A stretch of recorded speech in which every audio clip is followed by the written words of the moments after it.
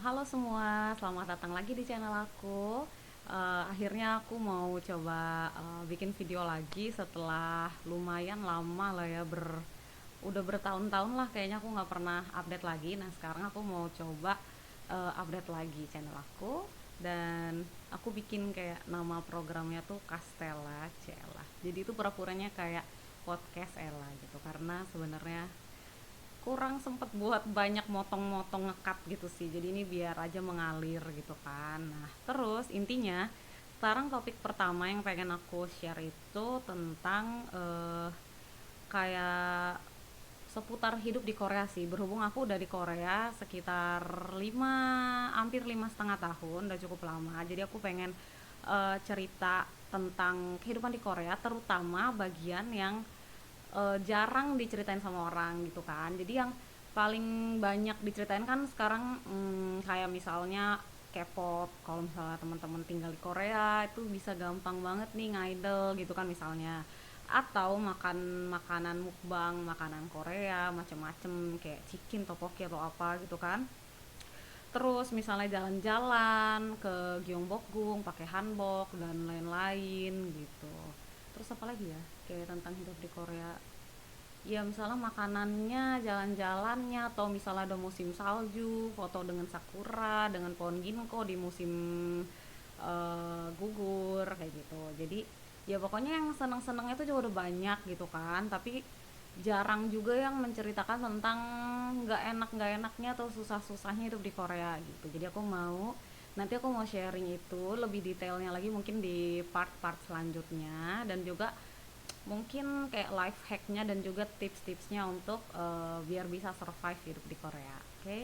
Nah sekarang aku ya udah, tadi kan hal-hal yang menyenangkan hidup di Koreanya ya. Kalau misalnya yang nggak enaknya hidup di Korea itu, jadi pertama banget nih ya, kalau misalnya teman-teman baru tinggal di Korea, ke Korea terus belum bisa bahasa Korea. Nah jadi pertama itu adalah struggling bahasa gitu. Jadi kayak ya Allah, maksudnya teman-teman tuh mau belanja ke pasar aja nih ya, itu tuh kayak ibu-ibunya juga susah, bahasa Inggris juga nggak bisa. Jadi kayak kalau kita benar-benar nggak bisa, ya udah pakai bahasa Tarzan aja, tunjuk-tunjuk ini gimana gitu. Kadang mau nanya apa juga nggak nyambung gitu. Bahkan aku juga misal pengalaman nih, udah belajar nih ya, udah belajar terus kayak ngomong nail gitu, misalnya nail isoyo gitu, jadi besok gitu, tapi mereka juga kayak nggak ngerti nail nail mau jadi mungkin pronounce-nya aku tuh juga kurang bagus gitu. Jadi nail nail owner nail gitu, terus dia kayak nail, jadi misalnya kayak dia nyebutnya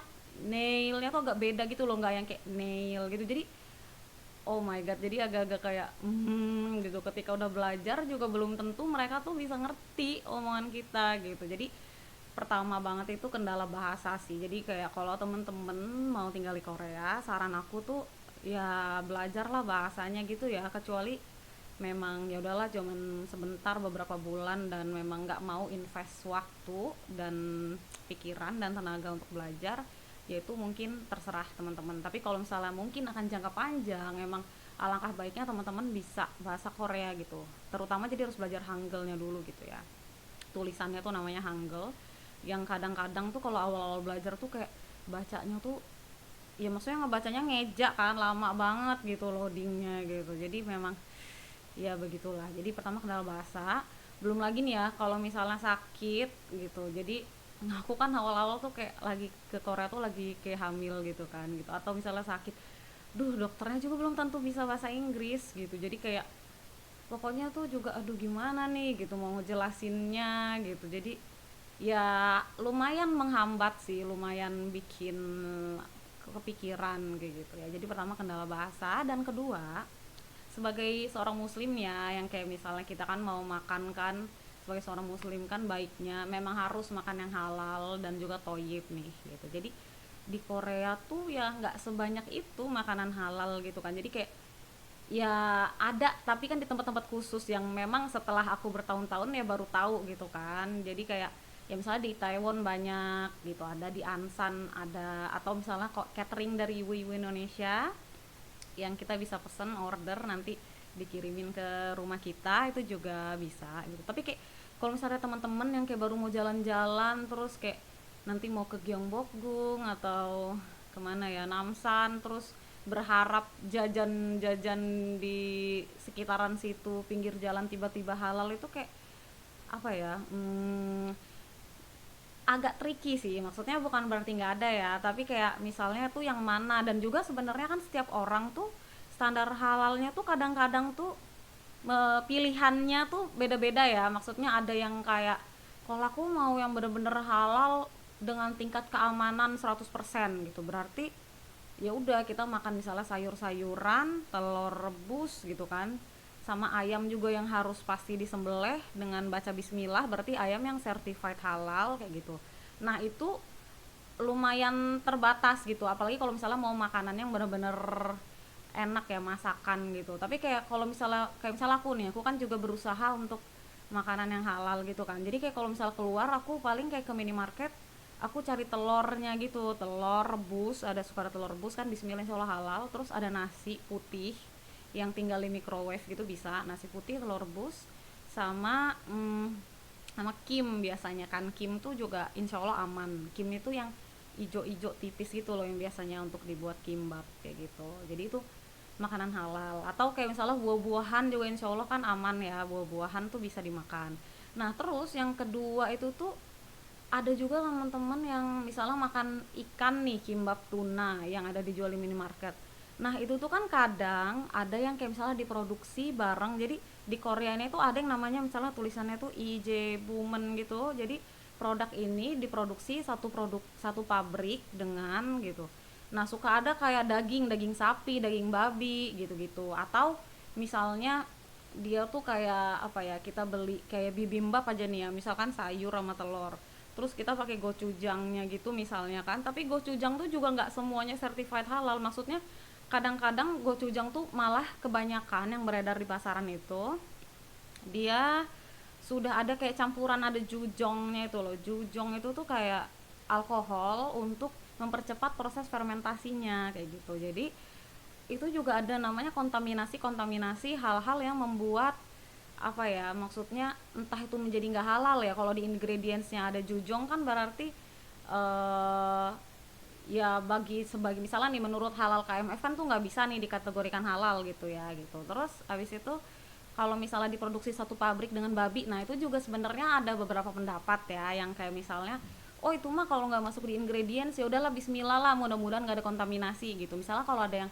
yakinnya seperti itu silahkan, misalnya ada yang berpendapat seperti itu. Tapi ada juga yang kayak namanya juga takutnya terkontaminasi, kita nggak tahu, jadi cari amannya nggak dimakan. Nah itu juga masya Allah gitu ya, ada yang kayak gitu. Jadi itu namanya mengutamakan kehati-hatian kayak gitu. Jadi maksud aku tuh mau cerita bahwa kalau kita memang bener-bener pengen berusaha halal 100% tuh ya memang cukup terbatas pilihannya gitu.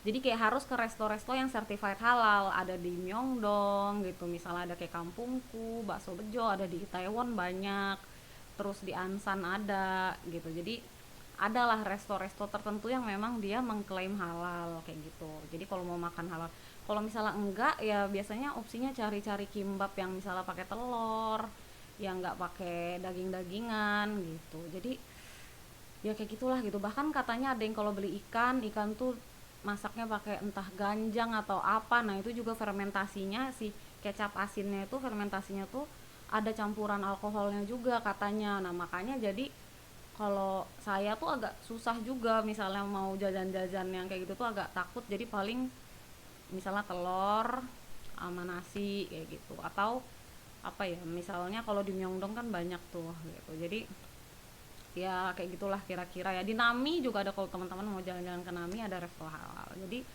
agak trikinya tuh itu ya, makanan halal kalau kita mau beli tuh nggak semudah itu didapatkan, tapi ada kalau kita tahu tempat-tempatnya. Tapi memang ya nggak bisa yang kayak kita asal ngesot tiap toko halal gitu, nah itu yang susah gitu. Jadi kayak benar-benar harus dipilih-pilih lagi bahannya gitu ya. Nah, itu jadi yang pertama kendala bahasa, terus makanan, terus kayak misalnya mungkin tempat sholat ya misalnya. Jadi ini sebenarnya bukan sesuatu yang gimana-gimana banget, cuman kalau teman-teman yang tadinya di Indonesia bisa di mana-mana tuh ada musola kan, misalnya kayak di kafe-kafe ada musola, di mall-mall pasti ada musola. Di sini tuh nggak defaultnya nggak gitu, malah ya tempat-tempat tertentu doang dikit gitu yang misalnya ada musolanya gitu. Jadi kalau kalau aku pribadi sih udah sering sholat ya udah wudu terus nanti bisa sholat di mana aja, cari tempat sepi di pojokan di station gitu, atau misalnya di mana ya, kalau tempatnya outdoor atau di luar misalnya piknik ya udah sambil di lapangan rumput kayak gitu-gitu aku bisa sholat di mana aja kayak gitu. Terus apalagi ya, ya relatif lah ya, misalnya biaya hidup cenderung lebih tinggi dibanding di Indonesia kayak gitu. Nah itu biaya hidup, tapi ya itu juga nanti plus minus lah ya. Mungkin kalau teman-teman udah tahu life hacknya, nanti teman-teman bisa tahu kayak ada aplikasi untuk beli barang-barang second yang masih kualitasnya bagus-bagus, karena kita beli dari orangnya langsung, dari ownernya langsung, bahkan suka ada yang kayak masih baru atau masih bagus banget tapi harganya tuh udah terjun payung banget gitu, udah terjun bebas gitu. Terus oh ya, terus di Korea ini juga kadang-kadang tuh ya, oh ya yang aku mau disclaimer dulu nih ya, jadi yang aku share ini tuh lebih ke kehidupan student ya, student life gitu, yang mana misalnya beda, mungkin nggak dirasakan oleh teman-teman yang misalnya expat kerja kayak gitu-gitu atau diplomat, atau itu beda. Jadi ini student life gitu ya, yang ya tahu sendiri lah, nanti mungkin kapan-kapan bisa aku ceritain lebih lanjut lagi. Terus oh ya, ini juga terkait misalnya cari rumah, itu juga agak agak tricky juga kan, di samping harganya memang pricey, dan kadang-kadang tuh dia nggak mau foreigner gitu, atau kadang-kadang dia nggak mau kalau ada anak kecil gitu-gitu. Jadi nanti mungkin aku akan share lagi seputar cari rumah di Korea. Terus oh ya, dan juga nanti di rumah ini termasuk misalnya sekarang nih berhubung lagi summer. Nah di Korea tuh kayak kalau summer, kalau misalnya kita tinggal di rumah yang misalnya bangunannya cukup lama gitu, atau misalnya bahkan di dormitory, di dorm, pokoknya tuh kayak marak banget dengan serangga yang namanya kecoa. Kecoa kecil atau German cockroach itu, wah itu kayaknya tuh nanti butuh dibahas khusus ya. Itu tuh kayak lumayan banyak lah, itu kayak di Jepang juga.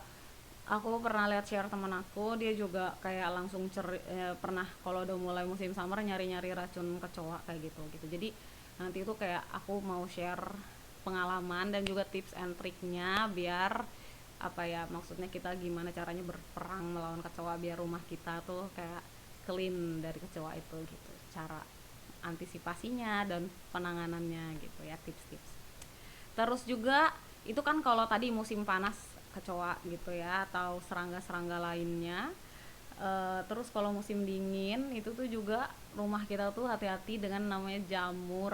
Jadi ada jamur yang di tembok tuh item-item. Nah itu tuh bisa timbul karena di luar itu kan dingin banget, dan di dalam kalau misalnya sirkulasi udaranya nggak bagus akan banyak uap air. Jadi dari kita masak, dari kita mandi, dari kita beraktivitas itu tuh kan kita akan menjadi mengeluarkan uap-uap air lembab di dalam, di luar kering banget dan dingin banget, di dalam lebih anget, akhirnya dia akan kayak apa, berembun kan, berembun di jendela-jendela dan di tembok-tembok, itu semua bisa jadi basah dan bisa jadi jamuran banyak banget gitu, bisa jadi hitam-hitam gitu. Nanti mungkin kita juga, nanti saya mungkin akan share lagi lebih lanjut gimana tips-tipsnya juga buat menangani dan juga antisipasi adanya jamur itu.